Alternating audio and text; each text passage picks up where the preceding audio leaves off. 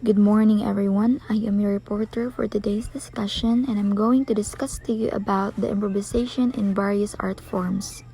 Class objectives. At the end of the lesson, the students must be able to gain a comprehensive understanding of improvisation and its significance in different art forms, including music, dance, and theater, recognize the importance of improvisation in Filipino culture and other artistic traditions. So when we say improvisation, it is a performance of an actor, musician, or artist has not practiced or planned. So they perform without any preparation or planning. So bali impromptu siya. Also, improvisation is the act of making or doing something with whatever is available at the time. And its importance is it enables us to cope with our everyday environment and its contingencies. Improvisation is something Filipinos value highly as an artistic achievement in art such as music, dance, and theater. And the praise it enables us to cope with everyday environment and its contingencies. It means that an improvisation is makatabang siya on how we deal with unexpected situation arise. Just like you are performing and then naay unexpected nga panghitabo.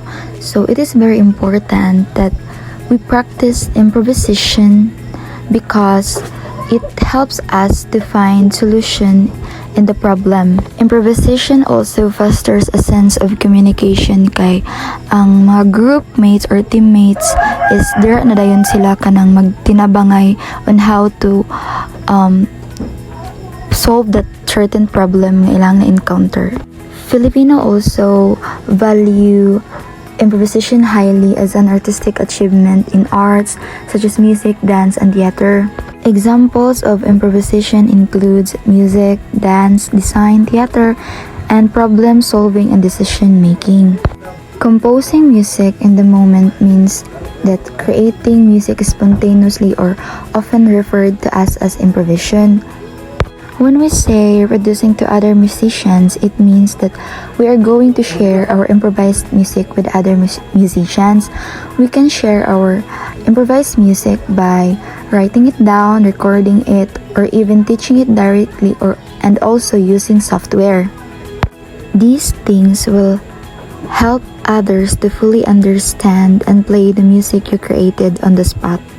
The next one is dance, reading to music, scenes, and to other dancers dancing. When we say reading to music, the dancers listen to the rhythm, melody, and mood of the music and create movements that align with these elements. So, if ang music is paspas, so ang ilaha pong movements is paspas pod siya, and if malumanay, then ilaha pong movements is malumanay pod.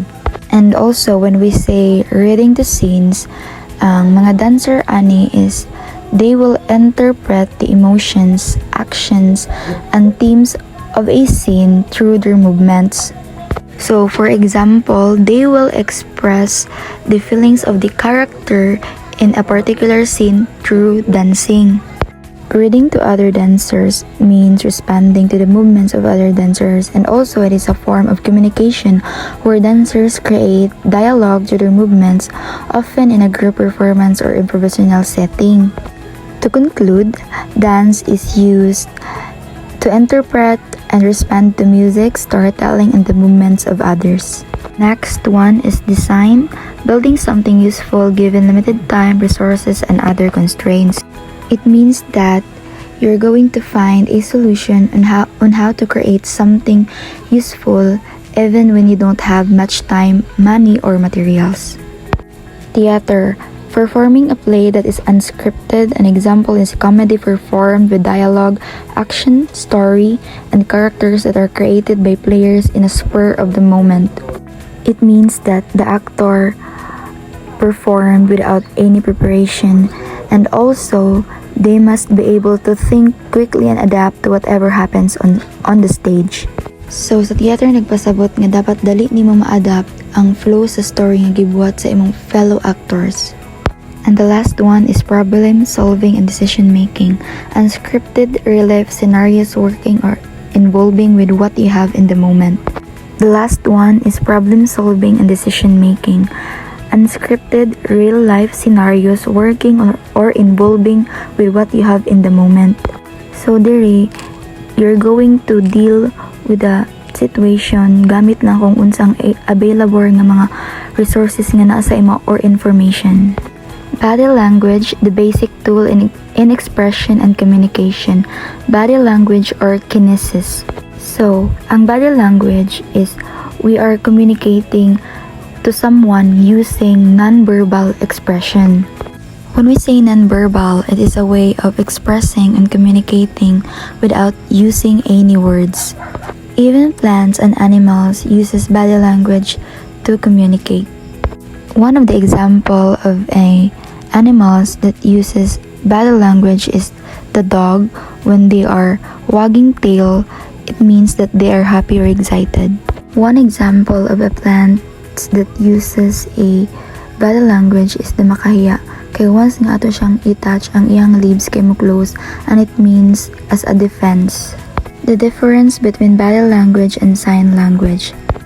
Their difference is that sign language has its own complex grammar that used by deaf people. Sign language is a way of communication of deaf individuals using hands, while on the other hand, body language uses facial expressions, touch, body movements and postures, gestures, and even eye contact to communicate with other people.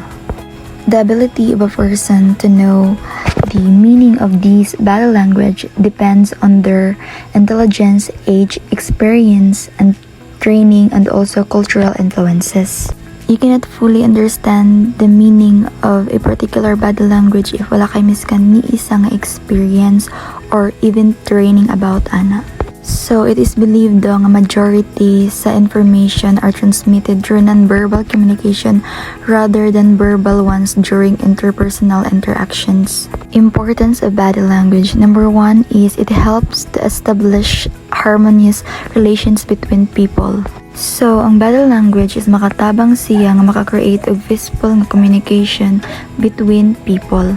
The second one is it helps us to regulate personal interaction. So, body language is makatabang siya sa pag-maintain sa ato ang personal interaction. The third one, it makes communication faster. For example of this is that you are with your friend. Wala pa lang siya naka-istorya og ni isa ka word, nakasabot na dayon kasi ang buot nga ipasabot by just looking at her face. The fourth one is it adds meaning to verbal communications. It adds meaning because you are using verbal communication while also you are using non-verbal communication or body language, which is mas makatabang siya, mas dali masabtan ang imuhang giistorya. And the last one is it serves as an outlet of emotional tension. It serves as an outlet because body language can be also used to release or show our emotions or feelings if we are stressed, angry, without using any words. Physical expressions of body language. Number 1 is facial expressions. So facial expression is dali na to makita or mahibalan if ang person is happy, sad, or nasako by just looking at the expression of the face. When a person is smiling genuinely, it indicates that she or he is happy or joyful. But if a person is crying, it means or it indicates that she or he may be sad. By paying attention to the eyes, eyebrow, lips, nose, and cheek movements and color, we can simply interpret that the person is not truly showing her true emotions. If there are fake news, there are also fake smiles. The second one is the body posture. So body posture says a lot about how someone is feeling or what they are thinking. One of the example here is that when a person is leaning forward and nodding while sitting shows interest and readiness to listen, while on the other hand, crossing arms and legs while kicking slightly indicates impatience and emotional detachment. The third one is gestures. Gestures are movements we make with our body parts like arms or hands to communicate something. They can natural and happen without thinking, or we can do them on purpose to express ourselves. Just like doing thumb up when agreeing to something. And the last one is eye movement. This is another form of body language which signifies many meanings to many people. Here are the different eye movements and their interpretations. But I am only going to discuss to you the 3 eye movement, which is looking straight ahead, looking up and to the left, and looking to the left. Looking straight ahead. Direct eye contact generally indicates interest in what someone is saying. So, ang direct contact is nag-indicate daw siya nga interested ka sa gisulti sa isa ka tao. However, staring without looking away can sometimes show lack of interest or honesty.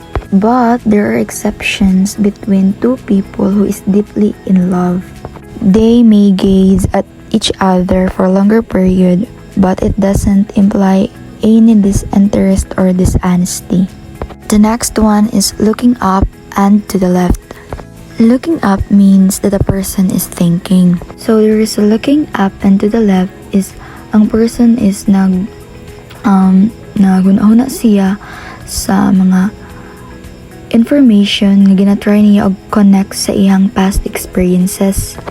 It shows that someone is mentally reflecting or trying to remember something. And the last one is looking to the left. So kung kagaina sa looking up and to the left is ang person is nag-process siya og information nga ginatry niya og connect sa iyang past experiences. There is a looking to the left, a person is trying to remember a particular sound. It is like a person is mentally searching for a sound that they heard before. And when we say looking at the door or exit to get away from the person might thinking on leaving to the current situation. And that's all for my report. Thank you for listening.